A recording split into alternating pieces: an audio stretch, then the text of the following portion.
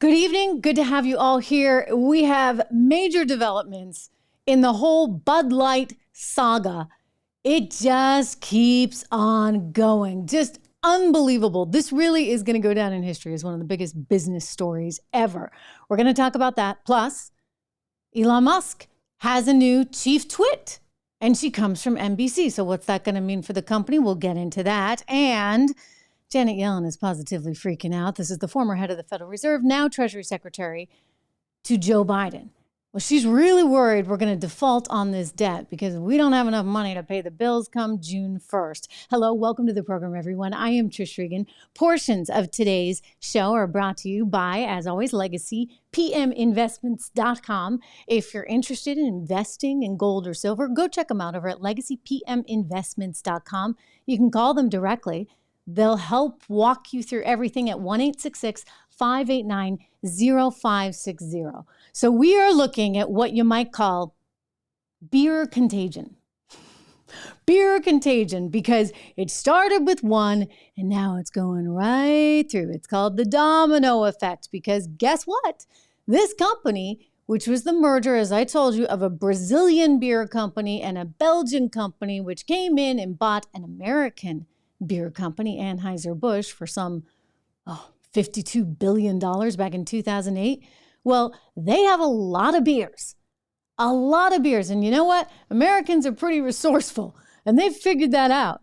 And basically, it's been like one after another. I want to share these shocking numbers. They just came out today.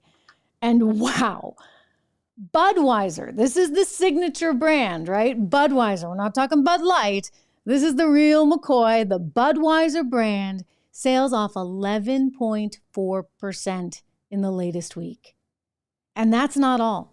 Mick Ultra, that's another biggie for them. Off roughly 4%. Same story over at Modelo Especial. This is turning into a complete train wreck. And I can guarantee you that executives right now within the ranks there at Budweiser, Anheuser-Busch, have got to be terrified, because when does it stop? These things have a way of taking on a life of their own, as we have seen, we did see. Impressive carrying skills, right? I got some Bud Lights for us. So, I kept hearing about this thing called March Madness, and I thought we were all just having a hectic month, but it turns out it has something to do with sports, and I'm not sure. Yeah. They're trying right now everything they can to kind of wipe that image right out of your mind. I'm sure you want it wiped out of your mind. I could use it wiped out of my mind, but it keeps playing over and over again, whether it be via video on YouTube or Rumble, or whether it be in our heads. Good to see you all here. So much to talk about. Damage control. You're right. It is a little too late. Too much, too late, right? We're going to get into all your comments here. It's wonderful to see you guys. Really nice to have you here as always. We're going to talk all about this and dig in, because this is incredible. Bud sales down 26.1%. That would be Bud Light. And now Budweiser brand down 11.4%, along with Mick Ultra and Modelo Especial. In the meantime, what do you know? You got sales soaring over at Colson Moore's, the competitor. They just got it. Molson Coors, forgive me, the competitor. They've got to love this. Absolutely, positively love this. I mean, I don't think they're necessarily any angel. None of these companies are, right? You get this woke nonsense going on that they've all subscribed to, that they're all trying to buy into. Because guess what? The people that are controlling the money on the institutional side that gets spent, well, they're all woke, right? They're the king of woke, the king of beers, and the king of woke. That would be Larry Fink over at BlackRock, who has worked out a situation where it's very good for him. It's very good for his company, because he gets to cherry pick who the winners and losers are based on whether or not they fit his ESG score profile. So you can't invest in certain companies unless they're ESG enough. And so there's this whole group think going on. And instead of focusing on customers and what they want, like a decent beer and an ad campaign that doesn't basically force you to literally drink this stuff right down your throat. Instead of doing that, they did exactly the opposite. And making matters even worse, you heard this, the CEO of the company, Anheuser-Busch, went and sat down with a Financial Times reporter That's a British newspaper, over there, overseas, not even sitting down with a U.S. reporter, and said, really, this was just misinformation. It was just one influencer, one commercial, and it was misinformation. I mean, that's almost adding insult to injury, is it not? And so you can see the reaction. And it's amazing, just absolutely amazing to see.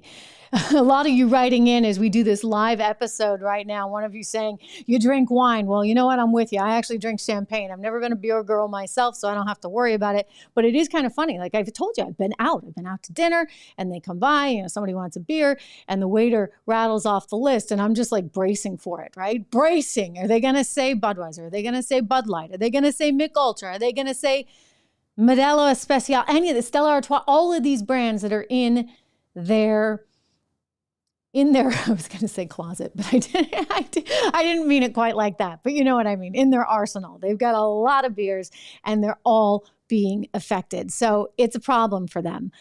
They need to come up with a whole new ad campaign. They're trying. They say they've gotten rid of the two executives in the marketing department that came up with this. But as one lonely little analyst pointed out from HSBC, one brave analyst, like the only one on Wall Street that actually called this out and waited a whole darn month to do so and said he was putting the stock on hold, you think? I mean, maybe you could have told us that, I don't know, like maybe on April 1st when all this was going down. No. They just finally came out with it. And by the way, only bank, and it wasn't even a U.S. bank, it was HSBC that came out and said, you know what, we're putting this stock on hold. And sure enough, I mean, it's lost some $5 billion in market cap. I mean, since then, absolutely unbelievable. Shares down again today. It's just going to keep on going. I see one of you writing in, I quit my 12-pack of Busch and got a 6-pack of it seems like a hard liquor that you like, Red's Hard Apple. There you go. Like, look, it's a trade. People are making the trade, and it's an easy trade to make. Is it not? All right, let's talk about this new CEO at Twitter, because Bud's going to have to do a lot of advertising. I don't think anything's really going to make up for it, but, maybe Twitter will be a new avenue. Twitter has had a heck of a time. Because the establishment, the ESG crowd, they don't like Elon Musk very much, even though the guy single-handedly created the electric vehicle industry. You'd think they would honor him with a plaque or an award or something. We wouldn't have EVs the way we have them today if it weren't for Elon Musk toiling away when nobody else would. I mean, I can't believe the way the car industry, the auto industry totally resisted this. And yet now, when the president wants to say, oh, and here we are with our green EV energy plan, and then invites all the major car companies up on stage, but Elon Musk gets a pass. I mean, he didn't ever even bother to invite him. And this is the guy that's created it all and has stood by it. So anyway, they don't like Elon Musk because Elon's too outspoken. Elon kind of just calls it like it is and calls them on their you-know-what. And he went out and bought Twitter for some crazy amount of money, $44 billion. Did I not tell you that deal would go through? I know so many of you at the time, you're like, oh, no. And you were all in Elon's camp. And believe me, I am too. I've said all along, the best thing in the world for all of us, for our First Amendment, is to have somebody really, really smart who has deep enough pockets that he can come in and buy this thing, right? And totally remake it. This was exactly what we needed. So from the very beginning, I wanted him to get it. I know he paid a lot of money and he was probably worried about it. Understandably, I think he's going to be just fine when it's all said and done. But it was a little bit scary because the market started going south, especially tech stocks. And here he was on the hook for $44 billion. And everybody was like, oh, he can get out of this because it's not what it seemed. And I said at the time, and I was right, look, it's going to take what's known in the industry as a MAC, a material acquisition change. And he didn't have enough of a change. He waived his right on a whole lot of due diligence. So it meant he was going to own this thing for the full McCoy, the full $44 billion. So that was one where it was clearly a good trade if you bought that stock. I was watching the risk arb market at the time, and I'm like, what is it that they don't understand? I mean, it's pretty obvious. Delaware courts not going to change their tune on this because the Delaware court has only once in the history of the United States of America not required a company to go through with a deal. And it's because literally the earnings fell totally off a cliff and there was all kinds of fraud and it all was unraveled.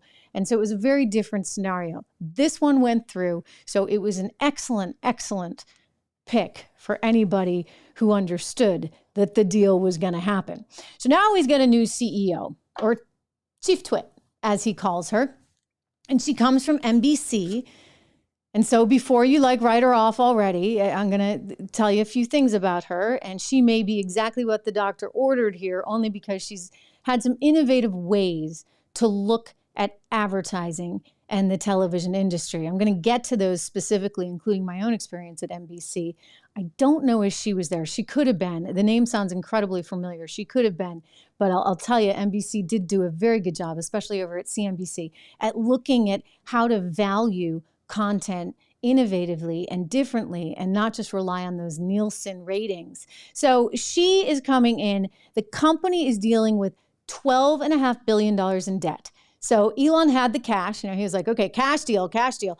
But he did take out $12.5 billion in debt. Well, the interest on that $12.5 billion, you ready for it?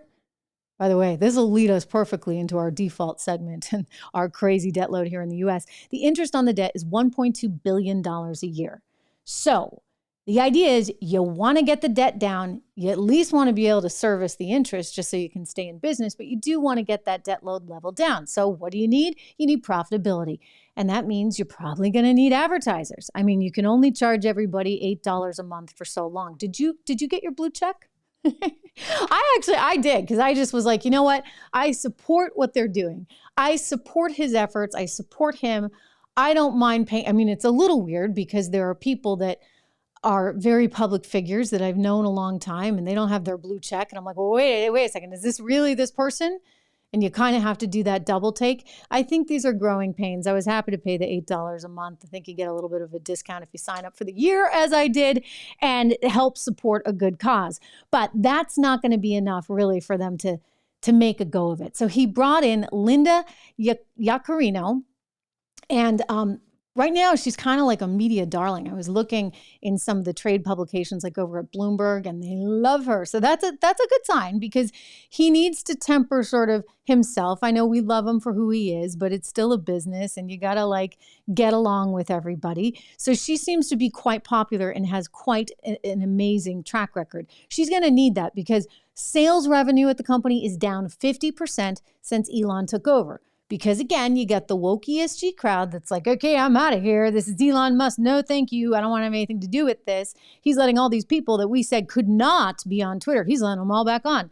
So he's exposing, by the way, the sort of infiltration of deep state into Twitter. So he's on the naughty list and revenue has declined 50%. So he's going to find a way to get advertisers in. And this is a woman who ran advertising over at NBC. She's got a very long career there. So maybe she can piece it together. I do want to point out, as I said, that she was really known for looking at new ways to measure audience. The traditional method is the good old-fashioned Nielsen ratings. And it's I was going to say box, but it's not even a box. It's like a diary. Have you guys heard of this? It's sort of weird, but they still have these diaries in parts of the country. Basically, Nielsen will call up your family and say, okay, who lives there? Would you consider running this Nielsen Diary thing for us? And they'll pay you maybe $50 a month or whatever, and you will write down all the shows that you watch.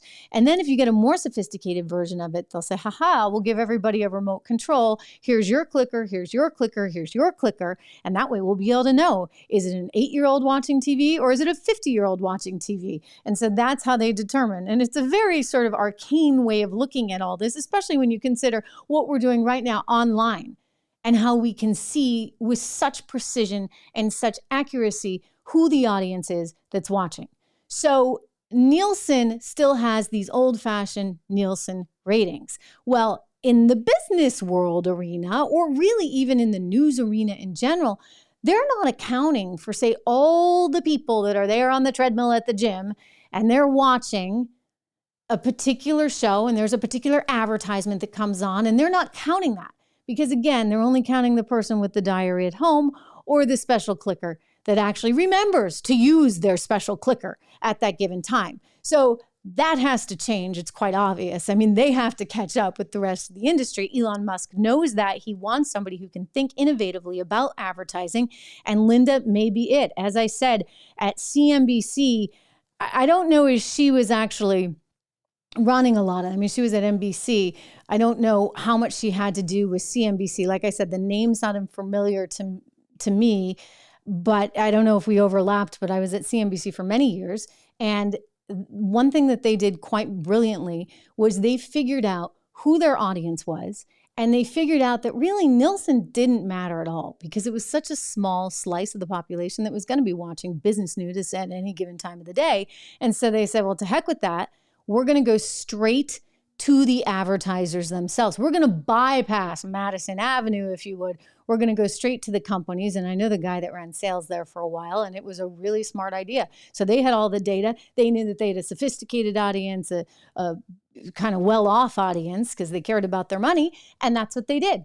So I think if Elon can come at this with some creativity, with an ad partner, a woman who really understands the ad industry and can kind of help get some of those marketing people over the hurdles they need to get through. I mean, clearly the marketing department, certainly at Anheuser-Busch, needs all the help it can get, does it not? I mean, if I were them, I'd be like calling up Linda today on speed dial. Help me, please. Maybe they can advertise on Tucker Carlson's show. You know, that's going to be an issue for her too. So if you notice, Tucker Carlson announced, I'm going to be doing this new show on Twitter, yay, yay, hip, hip, hooray. And almost immediately, Elon Musk then came out and said, well, you know, we haven't done a deal. We're not paying him to do this.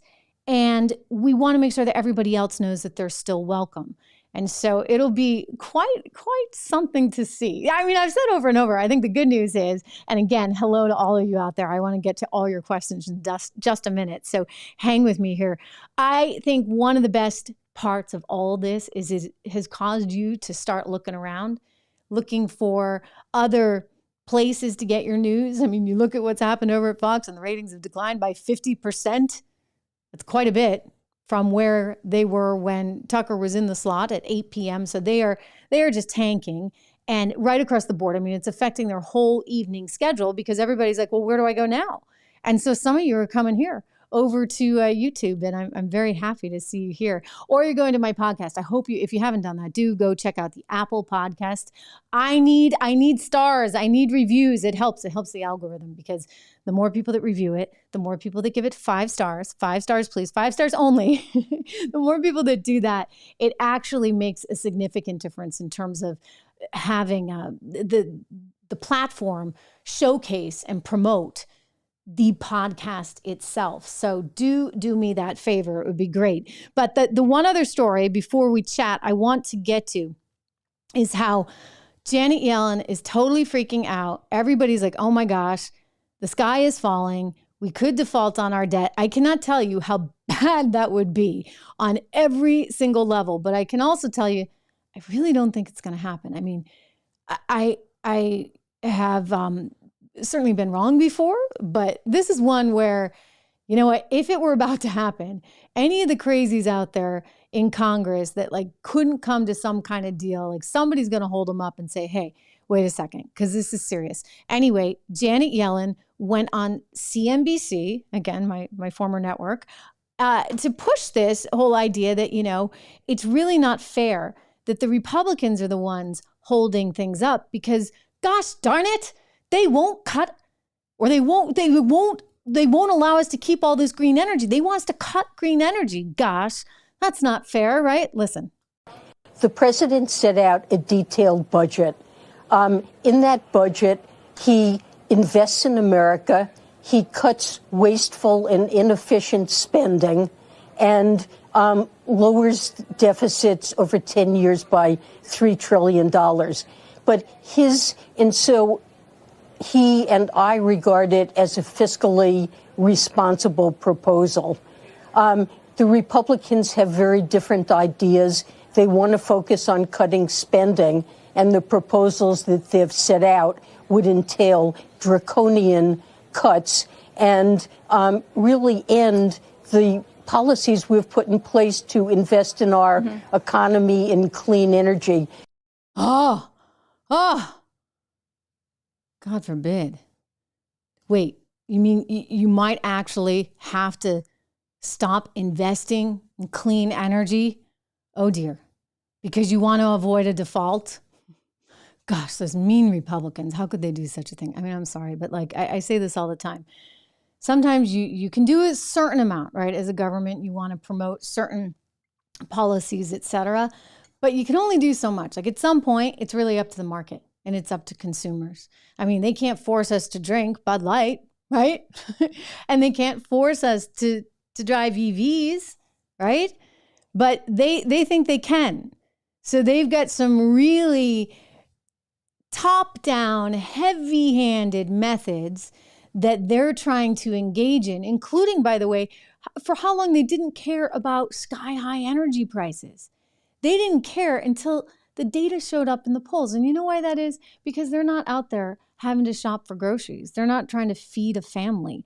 They're not trying to make ends meet every single week. I mean, these are people, and don't even get me started. I was just looking at some of the stock trades that some of these individuals have been engaging in because apparently, they don't have the same rules for insider trading as the rest of us. And so they're able to gather information and then trade on that information, and they're doing just fine, right? Like they're sitting pretty. But everyday Americans that don't have that access to information, everyday Americans that are actually going to work every day, earning an honest living, just trying to pay the bills, they're actually really affected by these higher energy prices and higher food prices. And consequently, finally, Biden woke up and said, okay, I guess we're going to drill in Alaska now, right? Because his poll numbers are so bad. This inflation thing is so bad. And so now they're going to say it's the Republicans' fault, those mean, terrible, awful Republicans, because they are not willing to allow us to keep spending on something that is so important as green energy. Well, if it's so important, why doesn't the market figure this out? Elon Musk figured it out. I mean, hey, the guy was like toiling away, working on his EVs, saying, I think there's an opportunity here. And he believed it with such passion. And you know what? A lot of people bought his cars. And he figured out the market for that. I'm telling you, if energy on its own got shut off all around the world, tomorrow we would figure it out, just like we did, by the way, during March 2020. I'm here in my studio talking to you live as though it's like a real TV place, right? We figured it out. Zoom suddenly became incredibly popular because Americans are resourceful, and Americans, when in crisis, figure out how to manage this. I mean, that is just how it's always been. And frankly, while the government can do things on the margin, it is critical that it actually be market driven. Otherwise, it's not going to last. It brings us right back full circle to Bud Light, Anheuser-Busch. When you don't understand the market and you don't understand what customers want, what do you get? Well, we know what you get. Anyway, like I said, it's really good to have all you here. Greg, welcome. William, welcome. Willie, good to see you again. Thank you for being such a great supporter. Again, Willie, thanking individual independent creators. We always appreciate your generosity. But anyway, guys, it's really and truly, it's a crazy, crazy time. And I love seeing, I keep saying this, but I love seeing how consumers are able to fight back in their own way. I mean, I just wonder about Maybelline though, because I've ditched my Maybelline. So, not the same kind of eyeliner, not the same kind of foundation. I've used Maybelline probably since I was 20 years old. When I was in the Miss America pageant many, many years ago, I actually just got to judge it this past year. That was really, really fun.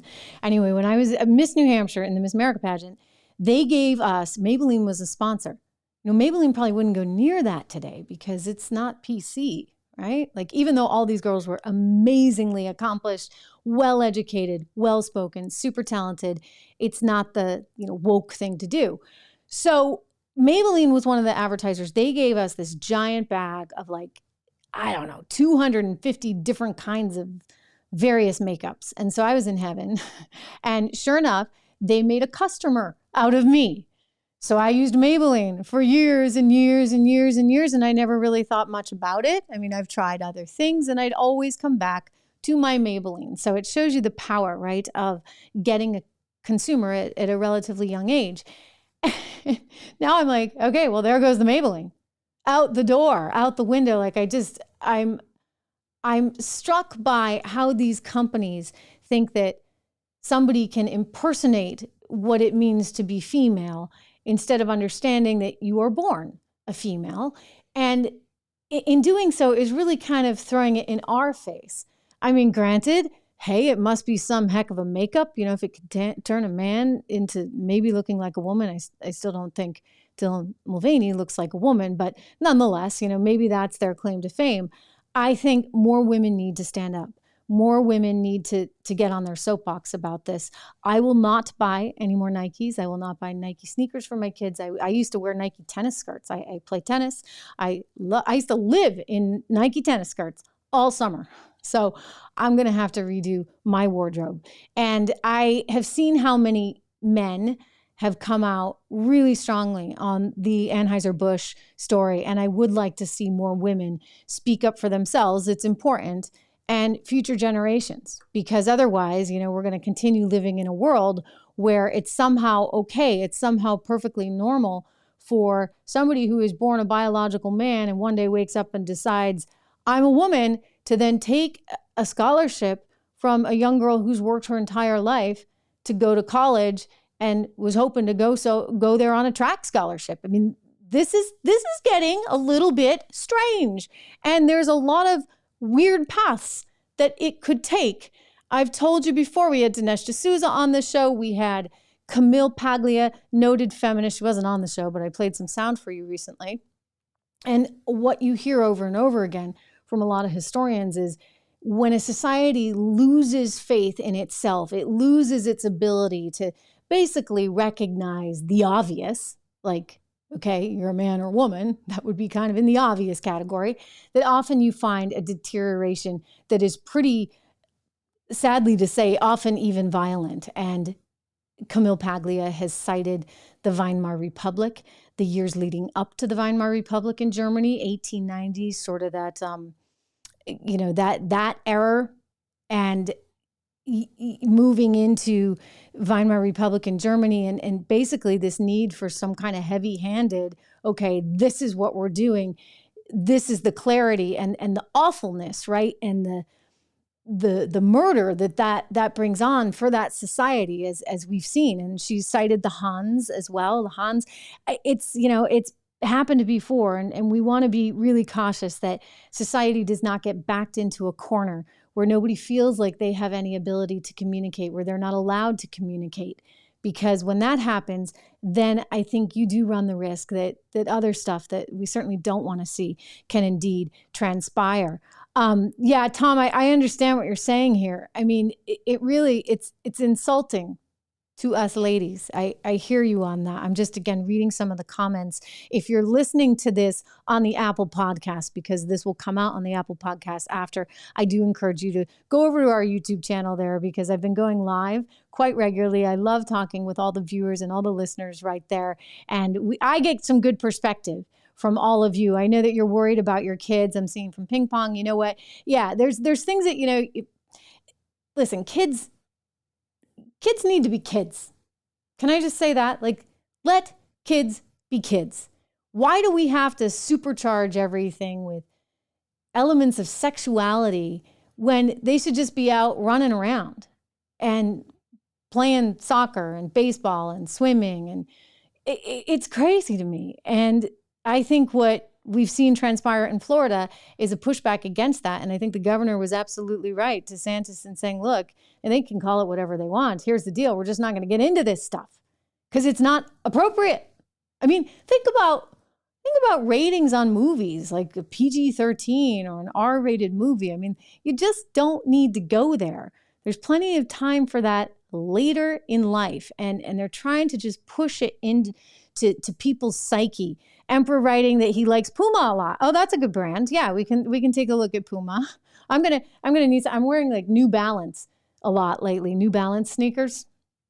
And I'm looking for a new makeup company because Maybelline has kind of crossed that line. Anyway, it's a very, everybody loves Puma. Oh my gosh, you all are recommending Puma. I got to check this out. They're good sneakers, do you think? I mean, I think of Puma as those sort of 1975-ish style sweatsuits, tracksuits.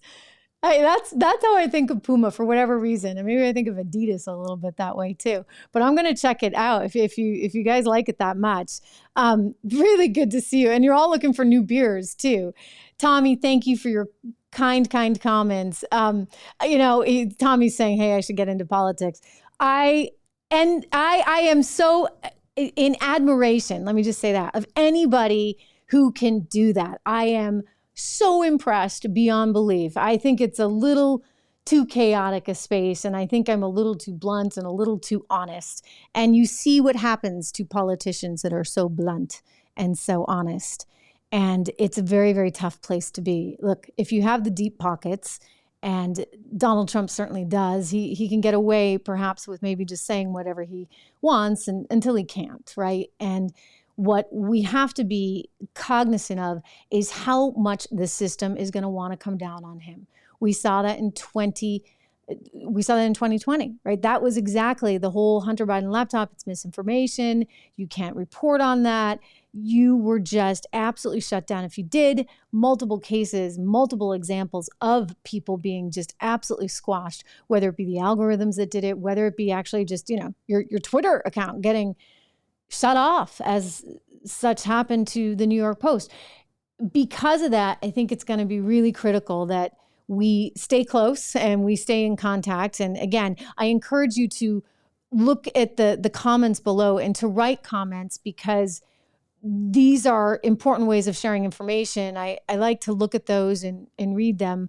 In fact, I can share with you some of them. I mean, I just got some wonderful comments on last night's program. And again, a lot of you are the same folks that came in then, but you had great things to say, and you've been so supportive, and I so appreciate that. But you also had really thoughtful things to say about what's going on in terms of Anheuser-Busch. And that is really, I think anyway, something to see and something that we're really not going to forget. But as I go over here and I look at some of those comments, I did actually flag some. A lot of you had things to say about Tucker leaving Fox. Bill Sanders saying that, the woman who came up with the whole brilliant marketing idea, she went to Harvard. What does that tell you? She made the worst mistake, which was so basic. And I responded that, it tells you can't buy common sense. I mean, these degrees that are so fancy schmancy, you work your tail off to get, and just to get into Harvard, and then you pay all this money, and you theoretically are graduating with all this knowledge or all the stuff that you learned, or hopefully at least the ability to learn. And I would say this, the woman didn't even have the ability to learn. She didn't, because she totally blew off her customers, never bothered to maybe go out to the middle of the country and see who was drinking Bud Light. She dismissed them. She didn't like them. And that in there was the problem. Again, back to debt. I know I'm jumping around a little bit, but some of you were commenting on that too.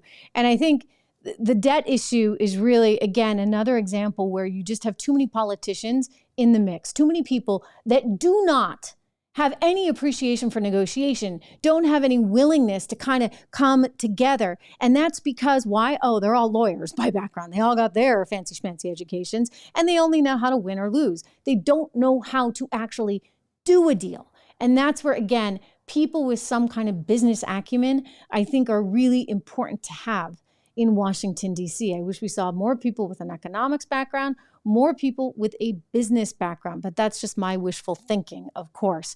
Anyway, again, lots of, you guys are very, very sweet and very complimentary, and I certainly appreciate that.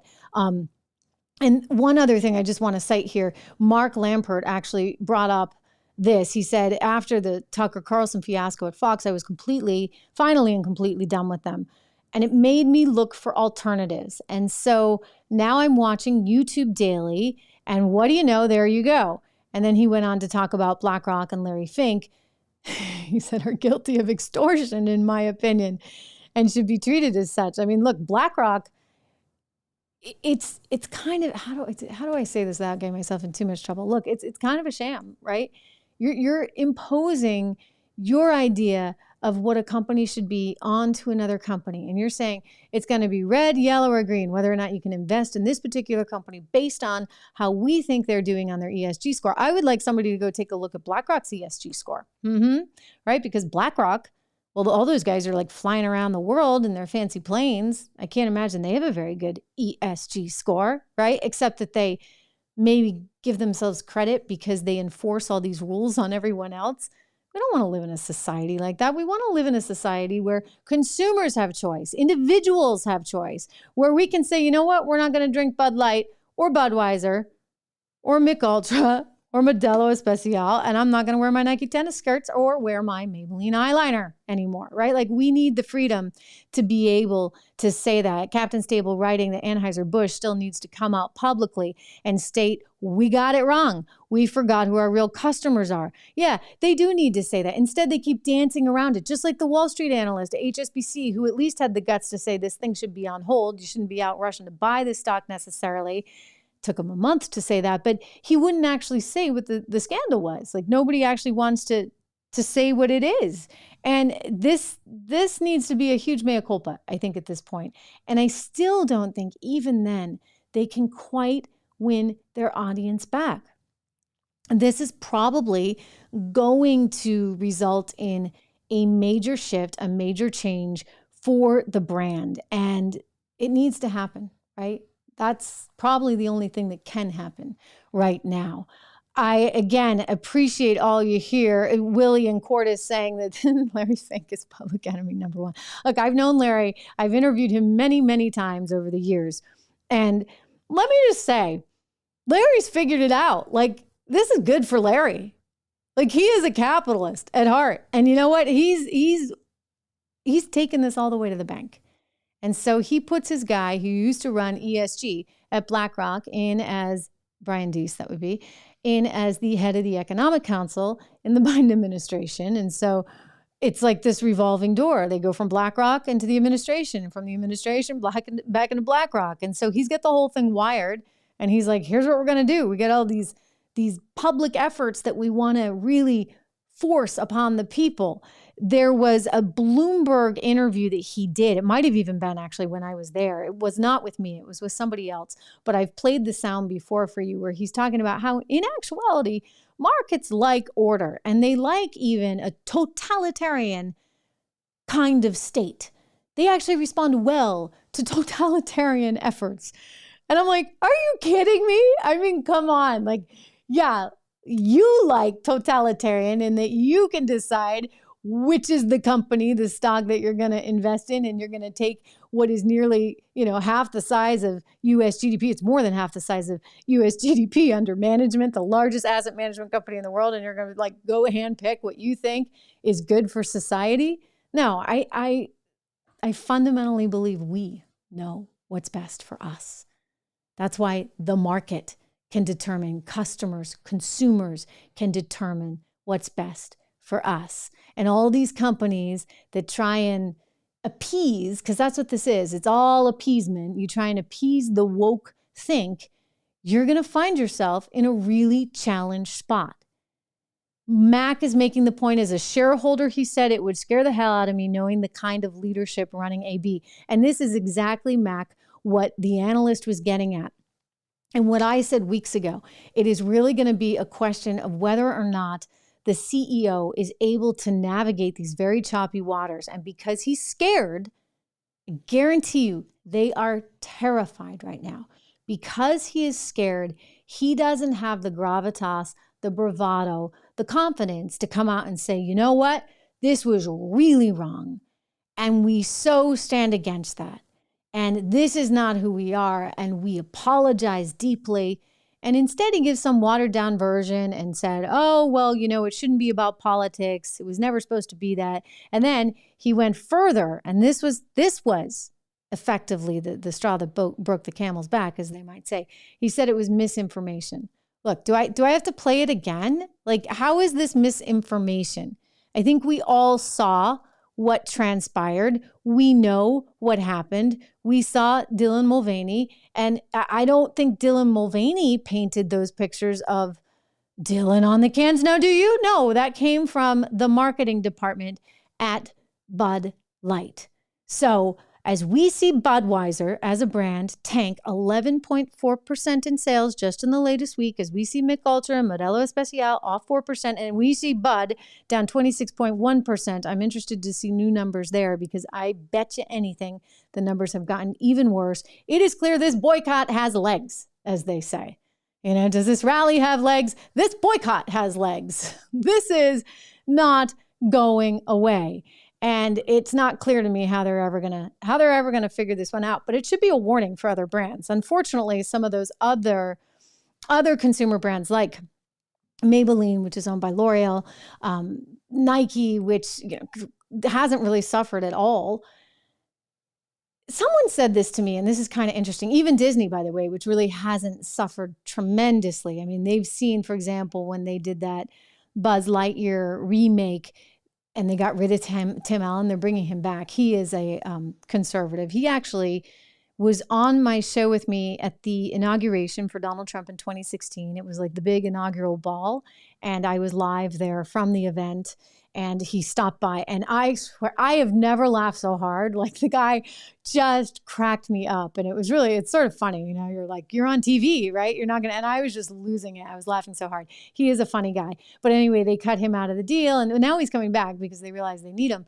But they've had their own challenges at Disney. But the difference is there's not a whole lot of other places to go, right? Like, if you are a Bud drinker, well, you can actually drink Coors Light. If you like Bud Light, Coors Light, Miller Light, it's kind of sort of all relatively in the same class. In fact, a lot of my friends are like, I liked Miller Light so much better anyway. I liked Coors Light always better than Bud Light anyway.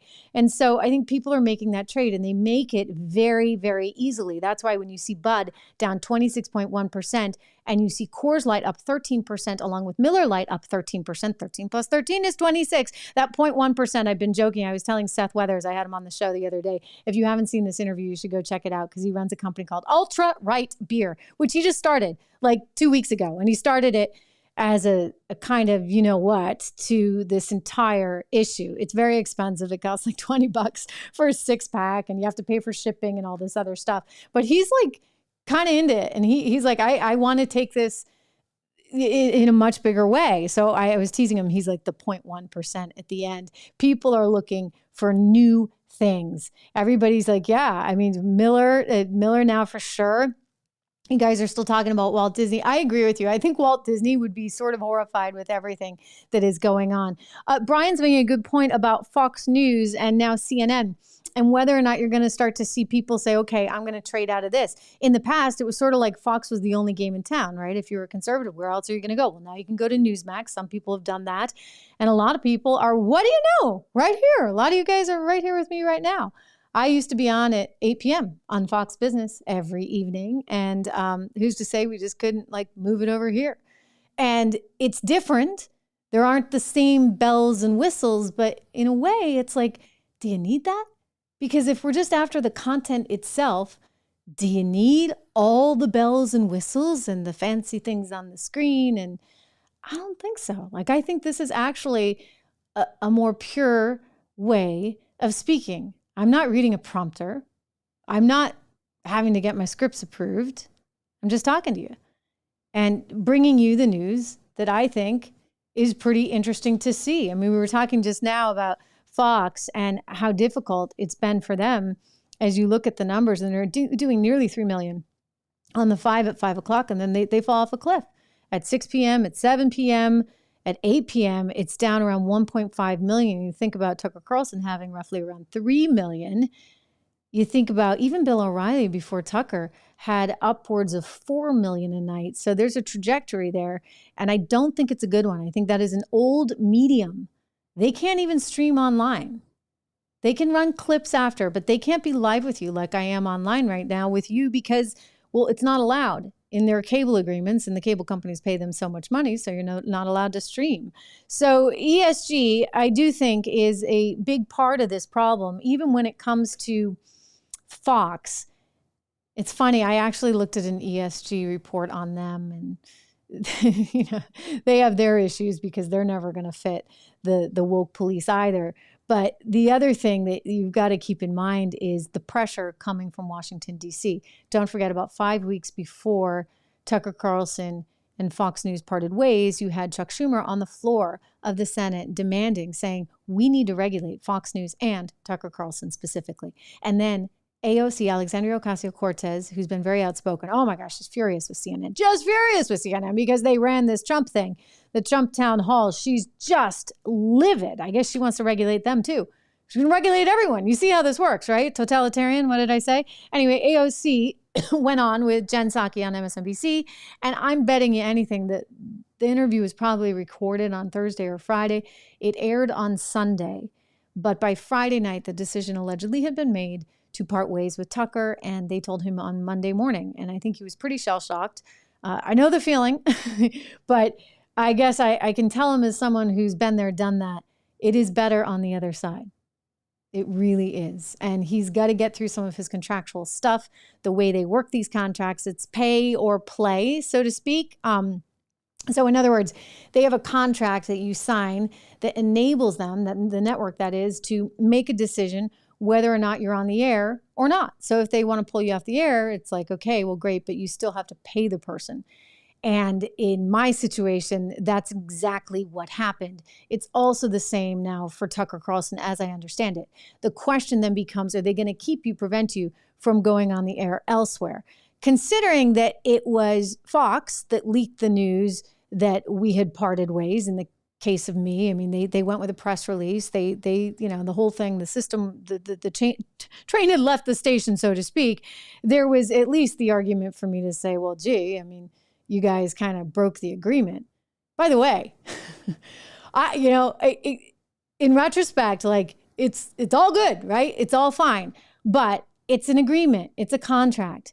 And I was there to honor my part of the bargain. One would expect that one's employer would honor their part of the bargain. And so I think from that perspective, given that a similar thing happened there with Tucker, he's got some leverage in that they did this.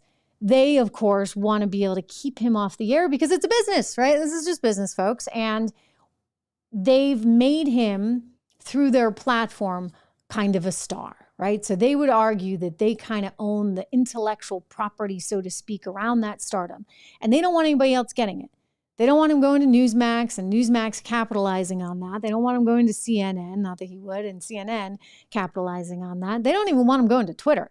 He may have more of an opportunity there, though, because, and I'll have to go back and not that I feel like doing this ever, look at my contract the way it was, but there might be something in there where you could do something streaming.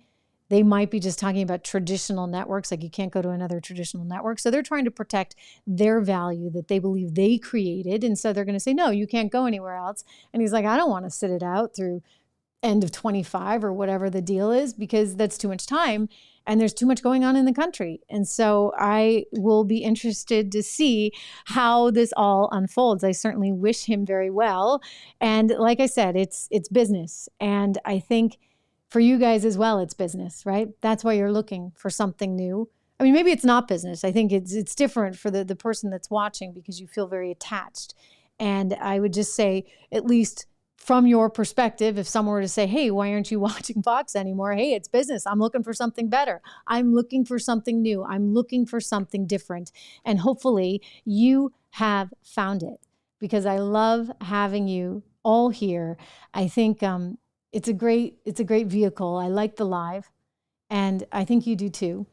I love hearing from you. It helps me as well to just keep sort of my eye and ears on what it is that's relevant to you. And I know the story is. I know that the ESG issue is. I know that this sort of top-down system that is really leaving middle-class, everyday Americans at a disadvantage is not working for any of us, right? This is not a system that is sustainable.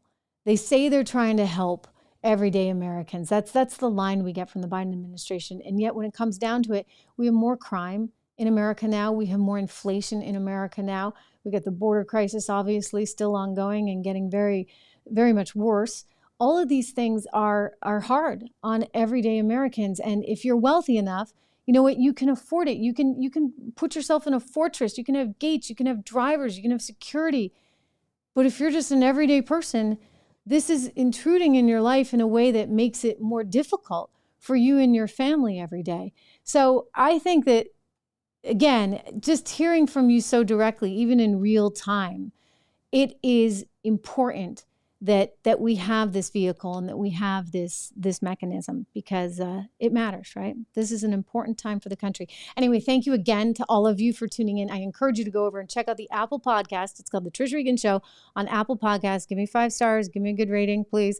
It helps the algorithm. And here as well, share this. When you see a segment or a clip that you share it, like it, comment. We have grown by some 10,000 subscribers just in the last 10 days. Think about that, guys. It shows you the power of how this can build. So I need your help.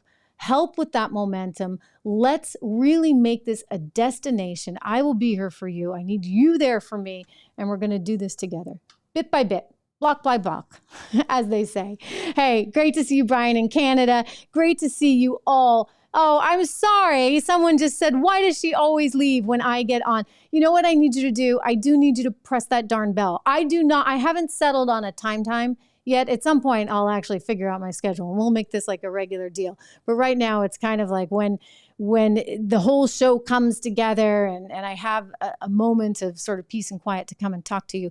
At some point, we'll streamline it in that sense. But in the meantime, I really would like you to hit the bell, because then you know when I'm live, you won't miss me. We always send out a note.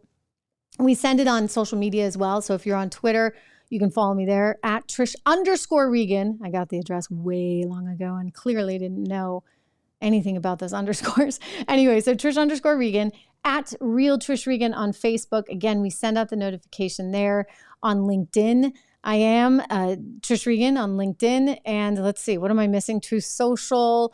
We're on Locals. So all of these places where you can find me and make sure that you get a notification. But the most important way, or the easiest way to do it really and truly, would be to just hit that bell when you sign up and you subscribe to the channel. Anyway, as always, good to see you guys.